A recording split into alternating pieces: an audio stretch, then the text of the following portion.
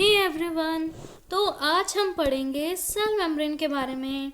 मैंने कल आपको 3 मॉडल्स बताए थे। ये देखो इधर लिखे हुए हैं। पहला Robertson unit model, sandwich model जो डेनियल एंड डेवसन ने दिया था, जिन्होंने बताया था कि जो सैंडविच की तरह ऊपर और नीचे वाली साइड 2 लिपिड्स की बाइलेयर्स होती हैं और बीच में होते हैं इनके प्रोटीन्स। ठीक है, प्रोटीन्स। उसके बाद most famous model fluid mosaic model आया था, सिंगर एंड निकोलसन ने दिया था इन 1972। इसके बारे में आज हम लोग पढ़ेंगे। ठीक है, चलो। Detailed structure of the membrane was studied only after the advent of electron microscope in 1950s. गाइच जो शेल मेम्ब्रेन था, शेल मेम्ब्रेन, उसके बारे में 1950s के बाद पढ़ा गया, क्योंकि तब क्या आ गया था, इलेक्ट्रॉन माइक्रोस्कोप। ठीक है guys. Meanwhile, chemical studies on cell membrane, especially in human red blood cells (RBCs), enabled the scientists to deduce the possible structure of plasma membrane. वो बोल रहे हैं कि तब तक पता क्या था कि केमिकल स्टडीज से हमने ये तो पता कर लिया था कुछ सेल के बारे में, स्पेशली कौन सी सेल के बारे में, ह्यूमन के आरबीसी के बारे में। उनको ये पता चल गया था प्लाज्मा मेम्ब्रेन की बेसिक स्ट्रक्चर, ऐसे पॉसिबल स्ट्रक्चर कैसी हो सकती है। उनकी स्टडी ने बताया कि cell membrane is composed of lipids and proteins. Cell membrane lipids and proteins की बनी होती है। उसमें ज़्यादातर लिपिड्स होते हैं फॉस्फोलिपिड्स। फॉस्फोलिपिड्स पता है क्या होते हैं? पता है? पता है? नहीं पता? उल्लू कहेंगे।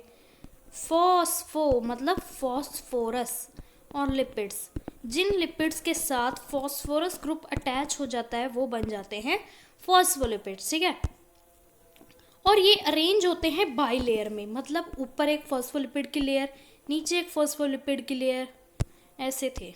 ठीक है, lipids are arranged within the membrane with the polar head towards the outer side and hydrophobic tail toward the inner part. इसमें उन्होंने बताया है एक लिपिड मॉलिक्यूल की स्ट्रक्चर को। देखो, ये होता था एक लिपिड का मॉलिक्यूल, ऊपर वाली साइड होते था हाइड्रोफिलिक हेड, जिसको हम पोलर हेड भी बोल सकते हैं, पोलर, और ये होती थी नॉन पोलर टेल, इसको हम हाइड्रोफोबिक भी बोल सकते हैं। अभी देखो, ये हाइड्रोफिलिक हाइड्रोफोबिक क्या है? जहाँ वर्ड आएगा फिलिक उसका मतलब होगा लविंग, जहाँ वर्ड आएगा फोबिक इसका मतलब होगा hate. Hate hate hate hate hate, समझे? अभी देखो, इसका ऊपर वाला पार्ट हाइड्रोफिलिक है, मतलब ये वाटर लविंग है। क्या है? Water loving. और नीचे वाला नॉन पोलर पार्ट हाइड्रोफोबिक है। ये क्या है? वाटर हेटिंग या वाटर रिपेलिंग बोल सकते हो। तो ये इधर बोल रहे हैं कि ये जो हमने 2 लेयर्स बोली हैं, ये वाली, ये पता है ऐसे ऐसे ऐसे ऐसे ऐसे ऐसे, और इधर से ऐसे ऐसे ऐसे ऐसे ऐसे, इधर इनकी टेल्स ऐसे ऐसे ऐसे ऐसे टेल्स बना ही लोगे ना। हाँ, पता चल गया ना। ये जो हाइड्रोफिलिक हेड है वो बाहर वाली साइड होता है, इधर से ये अंदर प्लाज्मा मेम्ब्रेन के अंदर वाली साइड, इधर मान लो साइटोप्लाज्म है। एक होता है सेल के बाहर वाली साइड, ये अंदर वाली साइड, और बीच में इनकी होती है टेल्स। टेल्स कहाँ पे होती हैं? इनर साइड पे। ठीक है, this ensures that the non-polar tail of saturated hydrocarbon is protected from the aqueous environment. अभी देखो, इनकी जो टेल्स होती हैं ये सैचुरेटेड होती हैं। सैचुरेटेड मतलब सिंगल बॉन्ड वाली, अनसैचुरेटेड मतलब डबल बॉन्ड या फिर ट्रिपल बॉन्ड वाली।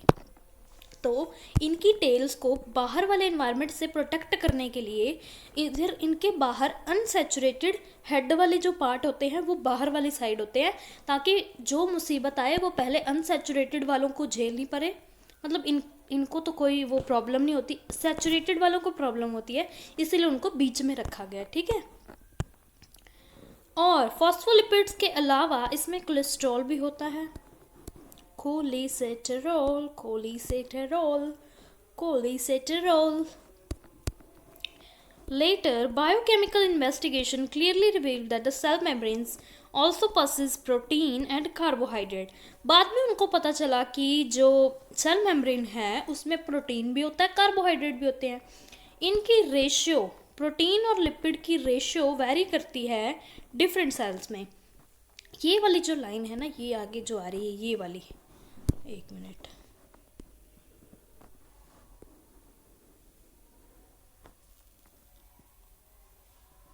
This is very very important. ये लाइन पूछी हुई है, अरे स्टार लाना था। ये देखो, वो बोलते हैं कि ह्यूमन बींग्स में जो मेम्ब्रेन होती है आरबीसीज की, उसमें 52% प्रोटीन होते हैं, 40% लिपिड्स होते हैं। देखो, इसको याद करने का तरीका बता देती हूँ। ये मुझे भी किसी टीचर ने बताया था, बहुत ही रिस्पेक्टेड टीचर हैं। 52 एंड 40, ये 5 को हिंदी में बोलेंगे 5। 5 किस पे पड़ता है? पी पे। P for 5 and B for protein. Relation पता चला? प्रोटीन कितने होंगे? 52, और 40 क्या होंगे? लिपिड्स। 52 5 बोले तो प्रोटीन, ठीक है। ये मुझे एक टीचर ने बताई थी ये ट्रिक, पर ये बहुत काम आती है, ठीक है। Depending on the ease of extraction, और ये ऊपर वाली लाइन में पता है क्या करते हैं? 40 इधर ले आते हैं, 52 इधर ले आते हैं, तो उसमें कन्फ्यूजन होती है। इस वाले वो 5 वाले तरीके से करोगे ना तो तुम्हें कन्फ्यूजन नहीं होगी। Depending on the ease of extraction, membrane proteins can be classified as integral, peripheral. देखो मैम, इसमें जो प्रोटीन्स होते हैं वो 2 तरह के होते हैं, इंटीग्रल एंड पेरिफेरल। इसको तुम इंट्रिंसिक, इसको तुम एक्सट्रिंसिक प्रोटीन भी बोल सकते हो। ये होंगे बाहर वाली साइड, बाहर, और ये होंगे या तो पूरे बीच में या आधे।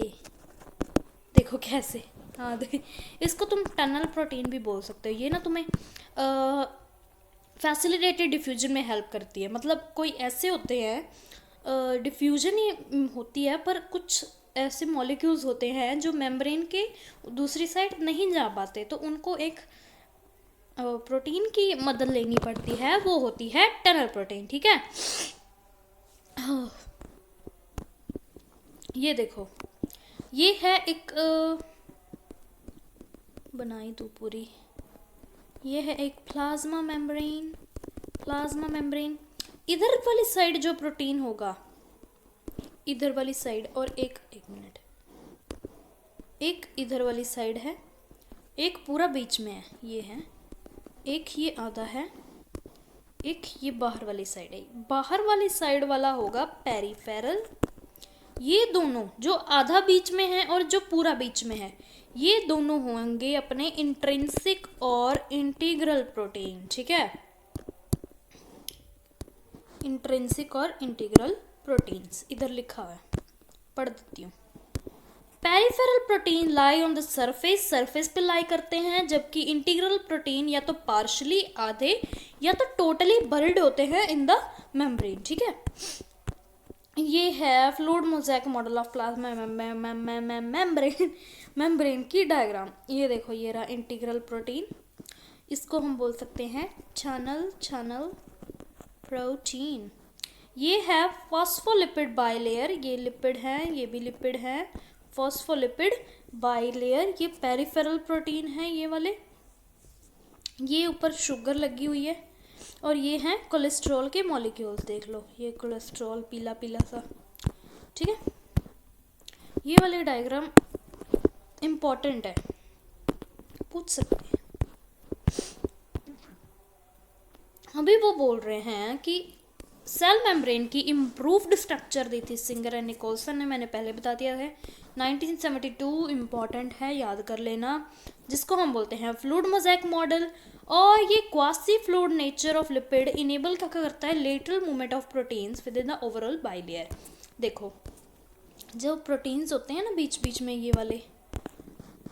वाले प्रोटीन्स, कुछ ये वाले, कुछ ये वाले है ना, ये वाले, ये पता है क्या करते हैं, ये बीच में कभी इधर चले जाते हैं, कभी ये इधर चले जाते हैं, ये ऐसे घूमते रहते हैं, मूवमेंट करते रहते हैं। क्यों करते रहते हैं, क्योंकि लिपिड का ऐसा नेचर होता है जिसकी वजह से वो पूरी ओवर और बाई लेयर में वो मूवमेंट करते रहते हैं, लेटरल मूवमेंट्स। ठीक है, ये मूवमेंट्स भी आगे पढ़ेंगे, 2 तरह की होती हैं, फिर जब मैं तुमको पूरा पढ़ाऊँगी ना तब पढ़ाऊँगी डिटेल में। इस एबिलिटी को जो मूव करती है मेम्ब्रेन में, इससे हम क्या मेजर कर सकते हैं, उसकी फ्लूइडिटी, कि एक मेम्ब्रेन में कितनी फ्लूइडिटी है। Fluid nature of membrane important है from the point of view of functions like cell growth, formation of intercellular junctions, secretion, endocytosis and cell division। ठीक है, फ्लूइडिटी हमको मेजर क्यों करनी है, क्योंकि उससे हमें पता चलता है सेल कितना ग्रो हुआ है, कितने उसने इंटरसेलर जंक्शंस फॉर्म किए हैं, ये 3 तरह के होते हैं, ये भी बताऊंगी। फिर सिक्रीशन क्या क्या इसने सिक्रीट किया, एंडोसाइटोसिस किस कहाँ पे हुई है, सेल ने डिवाइड किया है या नहीं किया, उसके बारे में। ठीक है, अभी इसके मोस्ट इम्पॉर्टेंट फंक्शंस हैं प्लाज्मा मेम्ब्रेन के, वो ये है कि इसके थ्रू हम मॉलिक्यूल्स का ट्रांसपोर्ट कर सकते हैं इसके अक्रॉस। ठीक है, अभी हमें पता है मेम्ब्रेन क्या है, सिलेक्टिवली परमिएबल, किसी किसी को जाने देती, किसी किसी को नहीं जाने देती, to some molecules present on either side of it. बहुत सारे मॉलिक्यूल्स मूव कर सकते हैं प्लाज्मा मेम्ब्रेन के अक्रॉस बिना किसी एनर्जी की रिक्वायरमेंट से, और उसको हम बोलते हैं पैसिव ट्रांसपोर्ट। देखो इसमें तुम्हें 2 आएंगे, किधर जाऊँ, किधर कराऊँ, इधर, पैसिव एंड एक्टिव। ये तुमने वो सुने होंगे, वॉइस के थे ना, वॉइस इंग्लिश में करते थे ना, एक्टिव वॉइस, पैसिव वॉइस, ऐसे वाला। तो passive passive passive passive passive में पता क्या होता है, इसको हम डाउन हिल मूवमेंट भी बोल सकते हैं, डाउन हिल, इसको हम अप हिल भी बोलते हैं। ठीक है, अभी इसका नाम ऐसा क्यों रखा है, देखो तुम इमेजिन करो, ये एक सीढ़ियाँ हैं, डिंगी टेढ़ी सी बन गई हैं पर मैनेज कर लो, ये सीढ़ियाँ हैं, तुमने इससे ऊपर जाना है, अप हिल, ऊपर जाना है, चाहे इसको सीढ़ियाँ से इमेजिन कर लो, चाहे ऐसे पहाड़ से इमेजिन कर लो, पहाड़ है, पहाड़ के कि तुमने ऊपर चढ़ना है, तुम्हें एनर्जी बहुत लगेगी, तो अप हिल जो एक्टिव है इसमें भी एनर्जी लगेगी, एक्टिव होना पड़ेगा, एक्टिव अप हिल ऊपर चढ़ने के लिए। पैसिव डाउन हिल, अभी जब तुम पहाड़ से नीचे आते हो तो इतनी एनर्जी नहीं लगती, तो इसमें एनर्जी नहीं लगती। ठीक है, यही था इसमें। न्यूट्रल सॉल्यूट्स जो होते हैं वो मूव कर सकते हैं across the membrane by the process of simple diffusion. Diffusion क्या होती है, हायर कंसंट्रेशन से लोअर कंसंट्रेशन, हायर से लोअर आना, मतलब हाई से लो आएंगे तो ऑब्वियसली बिना किसी रुकावट के सिंपली चले जाएंगे, तो उसको हम सिंपल डिफ्यूजन बोलते हैं। ठीक है, वाटर भी इसी तरह पास कर सकता है हायर टू लोअर कंसंट्रेशन, और इस तरह के डिफ्यूजन को बोलते हैं ऑस्मोसिस। ठीक है, as the polar molecules can not pass through non polar lipid bilayer, अभी हमें पता है जो नॉन पोलर लिपिड की बाइलेयर होती है उससे पोलर मॉलिक्यूल्स पास नहीं कर सकते, इसीलिए उन्हें चाहिए होंगे एक स्पेशल कैरियर प्रोटीन जो कि क्या करें, उनको फैसिलिटेट करें ट्रांसपोर्ट को अक्रॉस द मेम्ब्रेन। तो ये कैरियर प्रोटीन वही है, टनल प्रोटीन जो थी ना, वो क्या करेंगी, इनको पकड़ के ना दूसरी साइड मेम्ब्रेन के अंदर ले जाएंगी। ठीक है, कुछ आयंस होते हैं या मॉलिक्यूल्स होते हैं जो against their concentration gradient, concentration gradient क्या था, हाई से लो, ऊपर से नीचे आएंगे एनर्जी नहीं लगेगी, पर अगर नीचे से ऊपर जाएंगे अगेंस्ट कॉन्सेंट्रेशन ग्रेडियंट तो उसमें एनर्जी लगेगी, एनर्जी डिपेंडेंट प्रोसेस होगा। एनर्जी करेंसी क्या है, एटीपी, तो एटीपी लगेगी। एटीपी में जो ये पी होता है ना, फॉस्फेट, ये देता है एनर्जी। इसकी फुल फॉर्म होती है एडिनोसिन ट्राई फॉस्फेट, ठीक है। तो ये देगा एनर्जी, तो इसको हम बोलेंगे एक्टिव ट्रांसपोर्ट। इसकी एग्जांपल याद कर लेना, सोडियम पोटाशियम पंप। तो ये तो थी हमारी सेल मेम्ब्रेन। अगली वीडियो में हम पढ़ेंगे सेल वॉल के बारे में। इसमें भी क्वेश्चन आ जाता होता है, तो इसको भी कर लेना अच्छे से, ठीक है। तो ठीक है, फिर बाय बाय।